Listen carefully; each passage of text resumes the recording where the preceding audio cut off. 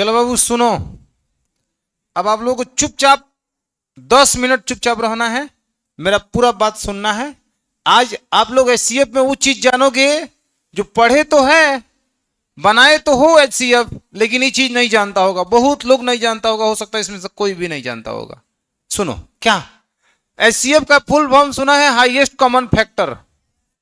आखिर एक full form जो बनाया गया होगा, कुछ सोचिए कि ना बनाया गया होगा। हिंदी जानते हैं महत्तम समवर्तक, ठीक है ना। संक्षेप में इसको हम आगे बोल रहे होंगे मौसौ ना, संक्षेप में हाईएस्ट कॉमन फैक्टर। इसके बाद एलसीएम पे बात करेंगे।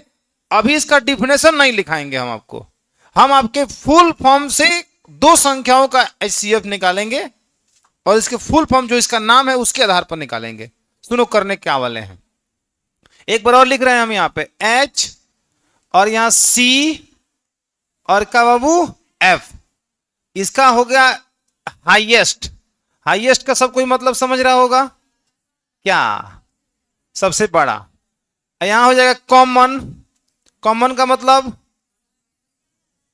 उभयनिष्ठ और फैक्टर माने गुणनखंड, ठीक है। आपको चलना किधर से होगा? किसी भी दो या दो से अधिक संख्या का एचसीएफ निकालने के लिए आपको इधर से चलना है, दाएं तरफ से बाएं की तरफ चलना है। कैसे चलना है अब आप ध्यान दीजिएगा। जैसे कि हम उदाहरण ले रहे हैं, मान लीजिए आपको हम कह रहे हैं कि 6 और 8 का सर एचसीएफ बताइए कितना होगा, ठीक है। तो देखिए पहले क्या कह रहा है? फैक्टर। फैक्टर निकालना है। अब कहोगे सर फैक्टर किसे कहते हैं, जरा ये भी इसके बारे में हम बता ही देना चाहेंगे। बहुत लोग अगर ना जानते हो, फैक्टर का हिंदी होता है गुणनखंड। क्या होता है बाबू? इससे पहले सर आप जो दिए थे घर से, जो आप बना के लाए हो, वो क्या था? वो था अभाज्य गुणनखंड। क्योंकि हमने लिखवाया था कि सभी भाज्य संख्या को, जैसे 6 भाज्य संख्या हो है, इसके हम अभाज्य गुणनखंड, अभाज्य संख्याओं के गुणनफल के रूप में व्यक्त कर सकते हैं ना। क्योंकि ये भाज्य संख्या, इसे अभाज्य संख्याओं के गुणनफल के रूप में हम व्यक्त कर सकते हैं। ये परमीय पढ़ाए थे और ये आपको ऐसे तोड़ना सिखाए थे पिछले क्लास में। तो यह अभाज्य गुणनखंड है, गुणनखंड नहीं। हम अक्सर बोलते हैं गुणनखंड, इसी को समझते हैं, लेकिन ये अभाज्य गुणनखंड है। गुणनखंड का मतलब आपको समझाते हैं। जैसे कि मान लीजिए हम आपसे कहें कि 6 का गुणनखंड बताइए सर, तो 6 का गुणनखंड वे सारी संख्याएं होगा जिससे 6 कट जाएगा। तो 6 1 से कट जाएगा, 6 2 से कट जाएगा, 6 3 से कट जाएगा, 6 6 से कट जाएगा। तो 6 का गुणनखंड हो गया 1 2 3 6। 1 2 4 कहां होगा इसमें? 4 से 6 थोड़ी कटेगा, 4 नहीं होगा। 6 जिससे कटेगा, तो 6 यहां 1 से कटेगा, 2 से कटेगा, 3 से कटेगा और 6 से कटेगा। तो 6 का गुणनखंड हो गया 4 गो। कौन कौन? 1 2 3 6। और देखिए दूसरा मान लीजिए अगर हम ले रहे हैं, बात कर रहे हैं 5 का, तो 5 1 से कटेगा और 5 से कटेगा। तो 5 के कौ गुणनखंड है? 2। कौन कौन? 1 और 5। क्लियर है? तीसरा अगर बात करें बच्चा 8 का गुणनखंड का बात करें, तो 8 बाबू मेरे 1 से कटेगा, 2 से कटेगा, 4 से कटेगा, 8 से कटेगा और किस से नहीं कटेगा। तो ये हो गया 8 का गुणनखंड। बुझा गया? किसी को कोई दिक्कत नहीं ना है? तो गुणनखंड हम इसी को कहते हैं। अब याद करिए, जब हम भाज्य और अभाज्य आपको लोग लिखवाए थे, तो हमने कहा था कि वह संख्या जिसका केवल 2 गुणनखंड होता है उसे अभाज्य कहते हैं। याद आ रहा है? देखिए 5 का कौ गुणनखंड है? 2। 5 अभाज्य संख्या है। और जिसका 2 से अधिक गुणनखंड होगा वो सब क्या होगा? भाज्य। और जिसका देखो 2 से अधिक गुणनखंड होगा ना, वह संख्या निश्चित ही 1 और स्वयं के अलावा किसी अन्य से भी कटेगा। देखो किसी भी संख्या के गुणनखंड में 1 और खुद वो रहता है। जैसे 6 गुणनखंड में 1 है, 6 है, इसके अलावा 2 और 3 है। इसका मतलब 1 और 6 के अलावा 2 और 3 से भी कट जाएगा। अब उस फील कर सकते हो अभाज्य संख्या का डिफिनेशन और भाज्य संख्या के डिफिनेशन को। देखो 5 गुणनखंड 1 और 5 है, इसके अलावा और कोई है? नहीं है। तो नहीं है तो केवल 1 और 5 से ही कटेगा, इसके अलावा किसी अन्य से नहीं कटेगा। तो 1 और स्वयं के अलावा किसी अन्य से नहीं कटता, उसे हम अभाज्य कहते हैं। या दूसरा डिफिनेशन, जिसका केवल 2 गुणनखंड होता है उसे हम अभाज्य संख्या कहते हैं। क्लियर हो रहा है? तो इस तरह से उसको भी आप अनुसरण कर सकते हैं। उसका जो डिफिनेशन है इसी के आधार पर कहा जाता है। जो वह संख्या जिसका केवल 2 गुणनखंड होता है उसे हम अभाज्य कहते हैं, जिसका 2 से अधिक गुणनखंड होता है उसे क्या कहते हैं? भाज्य संख्या। तो गुणनखंड निकालना आ गया सबको। इसके बाद एक होता है गुणज। क्या होता है? गुणज। उसको भी यहीं पे समझिए। भले साइड में आप भी नोट कर लीजिएगा, आपको दिक्कत ना हो, ठीक है ना। इसको मिटा देते हैं। गुणनखंड, किसी भी संख्या गुणनखंड आप निकाल लोगे, कोई दिक्कत नहीं ना है। अब आगे देख लो, एक होता है बाबू क्या बोलते हैं, मल्टीपल। मल्टीपल, मल्टीपल को बोलते हैं हिंदी में गुणज, ठीक है। तो गुणज का कहानी है, जैसे मान लो कि अगर दो का हमें गुणज निकालना है, दो का गुणज, तो दो का गुणज का मतलब हो जाता है, जानते हो क्या, कि दो दो से जो जो संख्या कट जाएगा वो सब दो का गुणज है। मतलब आप दो के पहाड़ा पढ़िए ना, सब दो का गुणज है। दो का दो, दो दूनी चार, दो तिहाई छह, दो चौका आठ, दो पचे 10 डैश डैश, ये सब दो का गुणज है। गुणजों की संख्या अनगिनत है, जिसे गिना नहीं जा सकता है। क्लियर है। आगे देखो, अगर बात करें तीन का, तीन का गुणज का मतलब हो जाएगा तीन का तीन, तीन दूनी छह, तीन त्रिका 9, तीन चौका 12, तीन पचे 15 डैश डैश। It's clear. ये तीन के गुणज हो गए। तो गुणज और गुणनखंड में अंतर समझ में आ रहा है। जैसे 6 का गुणनखंड का मतलब हो जाएगा 6 जिससे जिससे कट जाएगा वह उसका गुणनखंड है। और 6 का गुणज का मतलब हो जाएगा जो 6 से जो जो विभाजित हो जाएगा वह 6 का गुणज होगा। क्लियर हो गया। जैसे कि एक और लिख देते हैं, अगर 6 का गुणज का बात करें, 6 का तो 6 का 6, 6 दूनी 12, 6 त्रि 18, 6 चौका 24 डैश डैश। ये 6 का गुणज है। 6 से जो जो कट जाएगा वो 6 का गुणज है, और 6 जिससे जिससे कट जाएगा वह उसका गुणनखंड है। बुझा गया बात। किसी को कोई दिक्कत नहीं ना है, क्योंकि इसका भी काम आएगा जब हम एलसीएम को समझा रहे होंगे ना, तो उसमें मल्टीपल का काम आएगा। उसका फुल फॉर्म होता है लोएस्ट कॉमन मल्टीपल, तो बात आएगा। तो अभी ये सीख लीजिए जब बात सीख रहे हैं तो। अब एक होता है सर प्राइम फैक्टर।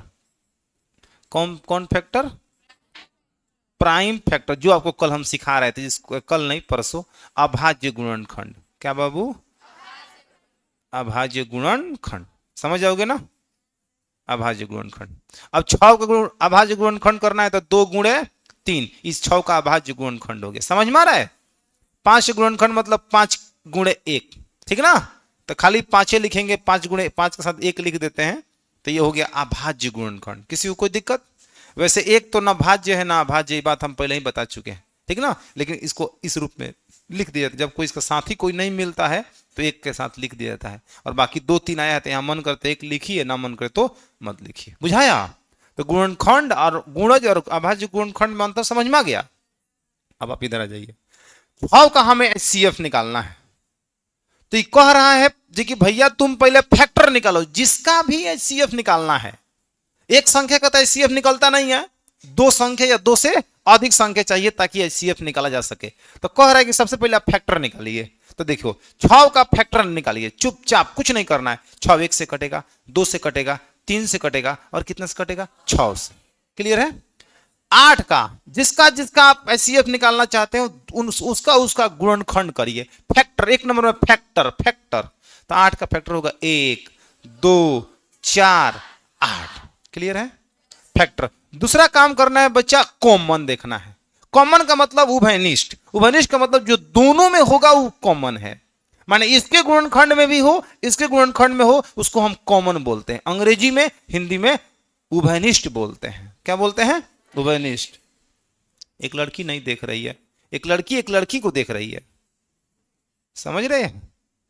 एक लड़की को, लड़की उस लड़की को देख रही है, जबकि उस लड़की को इस सवाल को देखना चाहिए।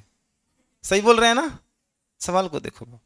कॉमन पहले कहां निकालना था? फैक्टर। निकाल दिए बच्चा। अब देखना है कॉमन। बताओ तुम लोग दोनों में कौन कौन है? 1 दोनों में है, 2 दोनों में है, और कोई है का? नहीं। तो ई हो गया काम। अब इसमें हाईएस्ट देखना है। ना ना ना ना ना ना, कॉमन में हाईएस्ट देखना है 2। यही जब हाईएस्ट हो गया वहीं आपका एचसीएफ हो गया। कह देंगे HCF of 6, 8 equal to 2। This is my answer. कौन कौन इस तरीके से ऐसा पढ़ा था अभी तक? कोई नहीं पढ़ा होगा, हम जानते हैं। खाली तो लोग फॉर डिफिनेशन रटा होगा, लेकिन ये तरीका से आंसर कभी कोई लाया नहीं होगा, ना कोई टीचर बताया होगा। अभी नहीं कह रहे कि टीचर को नहीं आता होगा, हो सकता है, बहुत विद्वान लोग हैं, आता होगा। लेकिन जानते हो ऐसे कोई क्यों नहीं बताता है? छोटा छोटा सवाल अच्छा बन जाता है। लेकिन बड़ा बड़ा जब सवाल आएगा ना, जैसे कि आप लोग यूक्लिड विभाजन प्रमेय का प्रयोग करके 125 और 255 का निकाल रहे थे, उसको बनाओगे तो बहुत लेंदी हो जाएगा, बहुत लेंदी बनेगा, ऐसा बात नहीं नहीं बनेगा, लेकिन इतना ना लेंदी हो जाएगा, आदमी बोर हो जाएगा, छोड़ देगा, बट नहीं बनाएंगे। तो जैसे जैसे समस्या आया है ना, वैसे वैसे उसका समाधान भी आया है।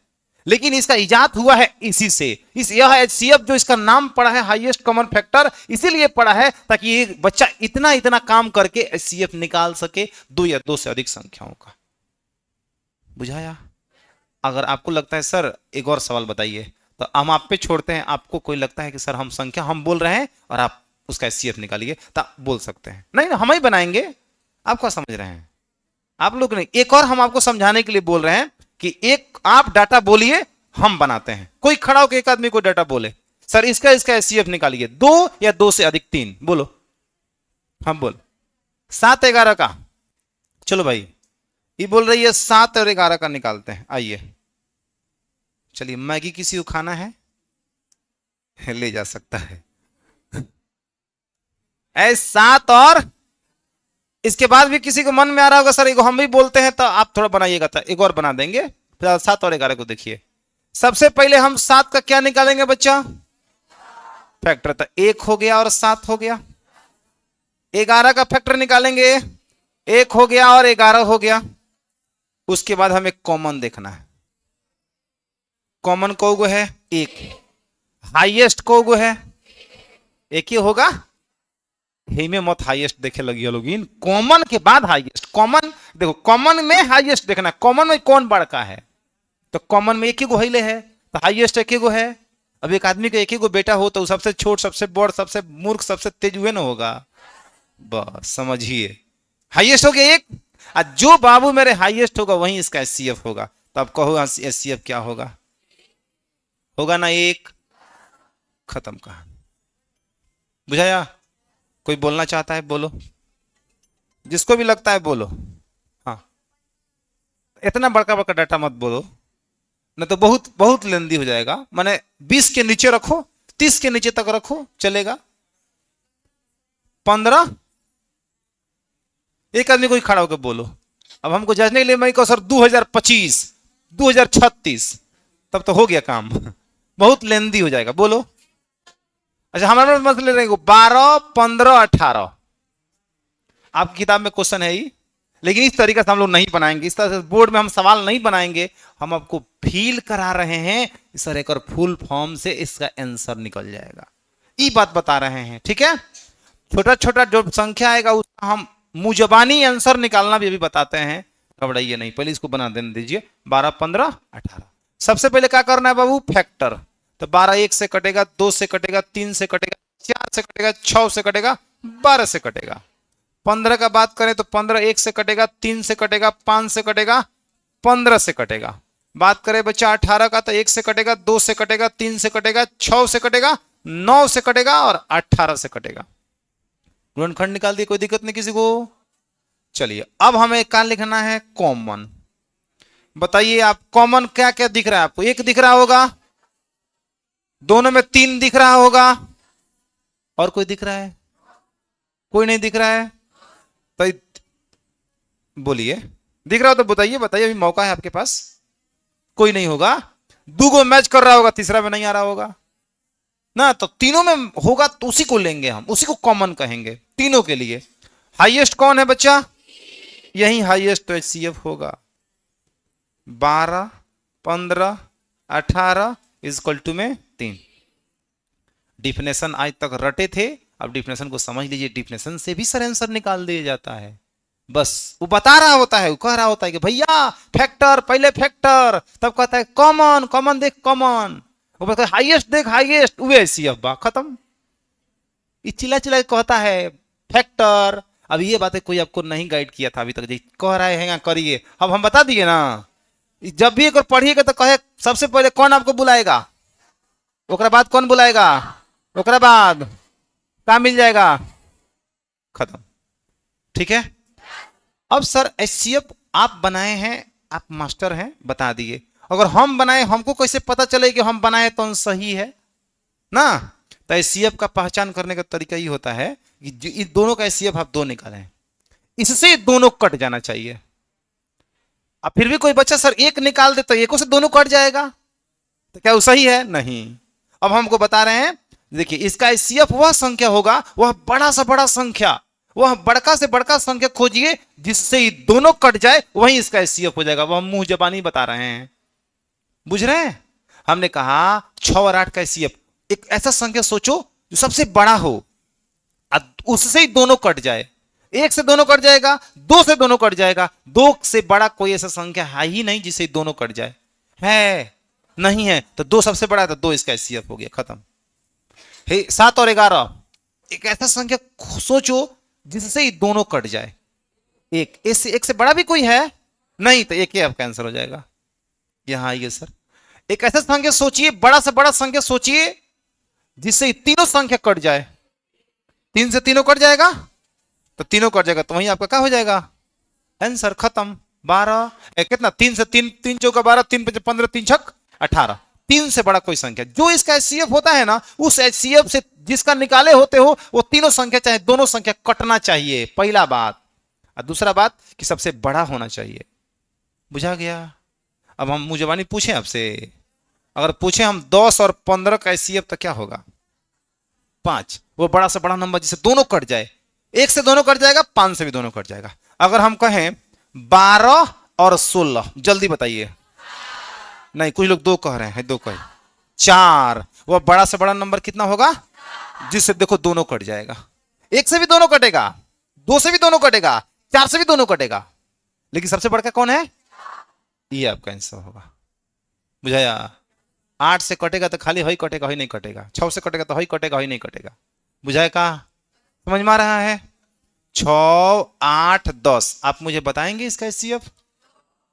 2 होगा ना? सबसे बड़ा संख्या 2 है जिसे तीनों कट जाएगा। 2 से बड़ा कोई संख्या ऐसा नहीं है जिसे तीनों कट जाए, इसलिए इसका एचसीएफ कितना होगा? तो बहुत बढ़िया, 12, 15 और 21, जल्दी बताइए। बुझाने लगा ना? अगर कहें हम 10 और 40, बोलिए। 5 ना, 10 से 10 कट जाएगा, 10 से 40 कट जाएगा, तो 10 इसका एचसीएफ हो जाएगा। बुझाया? तो अगर ऐसा क्वेश्चन हम टेस्ट में दे दें, कह दें कि 18, 16 और 20 का एचसीएफ निम्न में से कौन होगा, क्या मारेगा बचवा? क्या मारेगा? 2। क्या मारेगा? 2, क्योंकि 2 सबसे बड़ा संख्या जिससे सब कट जा रहा है। बुझा गया? एचसीएफ समझ गए आप? अब आपको परीक्षा में कहेगा, इसी सवालों कहेगा जे अभाज्य गुणनखंड विधि द्वारा, अभाज्य गुणनखंड विधि द्वारा 12, 15, 18 का मौसा और लौसा ज्ञात करें, माने महत्तम समवर्तक मतलब एचसीएफ और एलसीएम ज्ञात करें। लेकिन हम चाहते हैं कि जिस तरह से आप लोग मौसा को फील करके समझ लिए हैं इसके फुल फॉर्म से, वैसे ही इसको नोट करने के बाद आपको हम समझाते हैं एलसीएम। उसके बाद से उसका जो किताब का क्वेश्चन कहता है, ऐसे क्वेश्चन बनाने को नहीं कहेगा, हम आपको बस बता दिए उसका फुल फॉर्म, उसका मीनिंग आपको समझाए हैं, उसका अर्थ समझाए हैं। सवाल कैसे पूछेगा बोर्ड एग्जाम में, उसके लिए जब बताएंगे तो इसका डिफिनेशन पहले लिखवाएंगे, उसके बाद से सवाल को बनाएंगे। तब तक ये नोट करिए। कोई दिक्कत? मजा आया है? चलिए छापिए।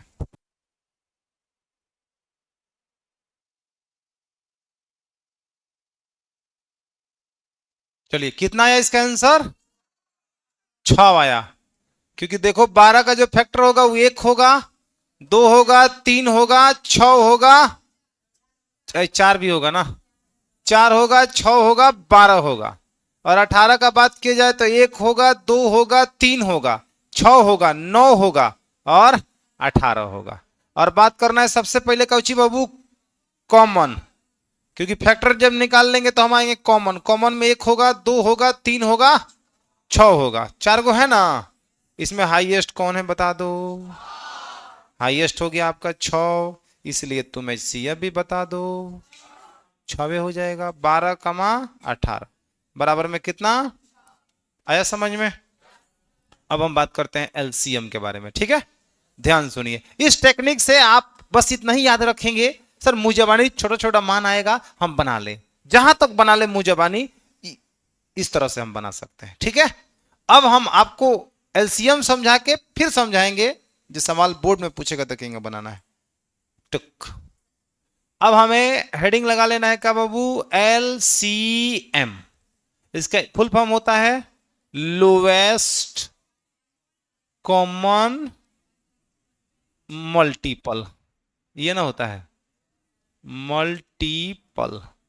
इसका बोलते हैं, इसको क्या बोलते हैं, लघुतम समवर्तक।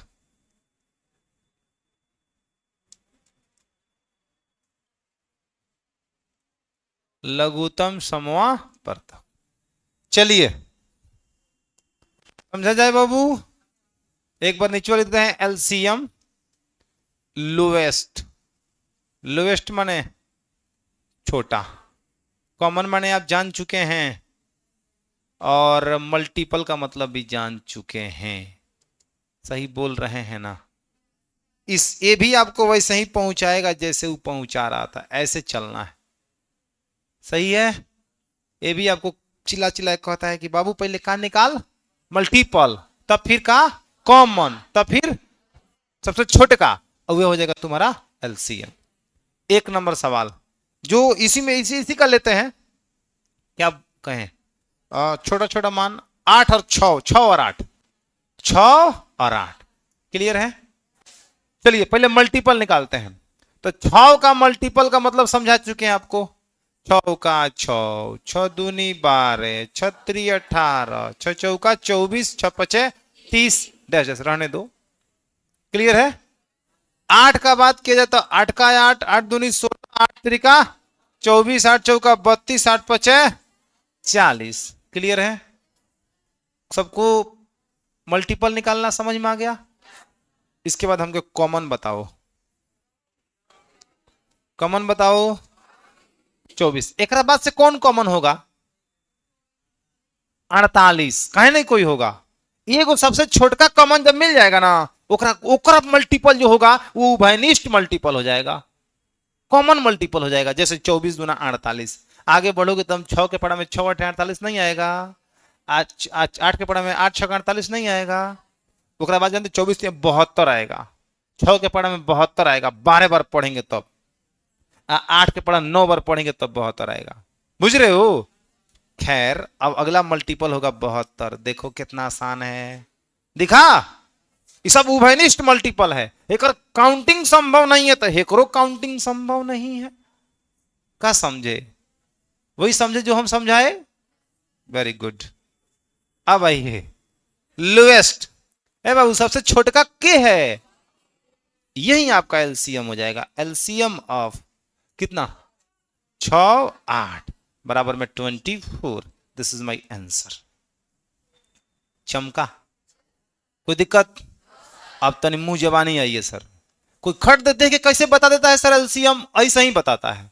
और हमको भी लगता है कि नहीं कहीं आप सोच रहे हो कि इतना और प्लस मान लो 1/18 करना था, हम फट दिक्कत इसका LCM 18 होगा, कैसे कह रहे हैं। अब आपको हम इस यहां पे समझा देते हैं, आप भी बताने लगिएगा। देखिए 8 और 6 का LCM, एक ऐसा नंबर सोचिए, LCF में क्या सोच रहे थे, जो वह बड़ा सा बड़ा नंबर जिससे दोनों कट जाए वह इसका HCF था, राइट। अब हम कह रहे हैं कि एक छोटा से छोटा नंबर सोचिए जो इन दोनों से कट जाए। 24, क्या जी पवन कुमार, 24, तो आंसर हो जाएगा 24। बुझा रहा है। अब आप और थोड़ा मुंह जबानी आइए, जैसे मान लीजिए 8 6 4 6, 4 और 6, एक ऐसा नंबर छोटा सोचिए जो 4 से भी कटे और 6 से भी कटे। कितना होगा, 12। 12 जो होगा वो 4 से भी कटेगा और 6 से भी कटेगा, तो 12 इन दोनों का हो गया LCM। बुझाया। इसी हिसाब से तो ये भी बात आप पहली बार ही पढ़ रहे होंगे, नाम तो पढ़े होंगे, रटे तो होंगे खूब इसको, लेकिन ये नहीं समझोगे सर ये हमको आंसर तक पहुंचा देता है, यह टेक्निक। किसी को कोई दिक्कत। तो इस तरह से आप HCF LCM मुंह जबानी निकालने के लिए इस टेक्निक का इस्तेमाल करेंगे। और एक दो को पूछ लेते हैं। मान लीजिए 12 और 15 का बात करें तो कितना होगा। वो छोटा सा छोटा संख्या सोचो जो दिन दोनों से कट जाए। 60। 30 खाली 15 से कटेगा, 12 से कहां कटेगा। और 60 जो होगा वो 12 से भी कटेगा 5 मर्त में, अब 15 से कटेगा 4 मर्त में। आप 60 से छोटा कोई ऐसा संख्या है ही नहीं जो दोनों से कट जाए।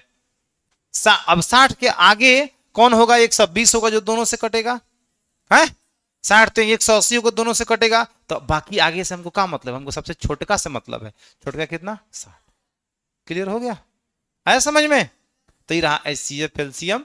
इसका उपयोग हम सिर्फ एक काम करने में करेंगे, जो कोई संख्या दिया हो दिमाग लगाकर, जो हम सोच लिए हैं, जो हमें मान लीजिए कि अगर क्या बोलते हैं 12 और 15 का हमें अगर HCF बात करना है, तो एक ऐसा संख्या सोचेंगे जिससे दोनों कट जाए और बड़ा से बड़ा हो तो 3 हो जाएगा, HCF 3 हो गया। एलसीएम का बात करेंगे सोचेंगे तो एक ऐसा छोटा छोटा संख्या जो इन दोनों से कट जाए, तो 60 इसका एलसीएम हो गया, HCF हो जाएगा। बुझा गया, यही बात है इसके। अब आपको डिफिनेशन हम बात करेंगे HCF का, एलसीएम का डिफिनेशन क्या होता है, और उस डिफिनेशन के अकॉर्डिंग आपके क्लास में जो सवाल पूछेगा, अभी हम HCF और एलसीएम का परिचय दिए हैं, एकदम इंट्रोडक्शन, जो what is LCM, this is LCM, what is HCF, this is HCF। Okay, note करिए, नोट करिए। कुछ छोटे छोटे सवाल दे देते हैं, घर से बना के लेके आइए, कल डिफिनेशन पर बात करेंगे, ठीक ना। चलिए, HCF भी निकालना और एलसीएम भी निकालना, ठीक ना। हाँ, उससे सवाल कुछ हम दे रहे हैं, 7 और 14, 5, 10, 15, तीसरा 8, 12, 16,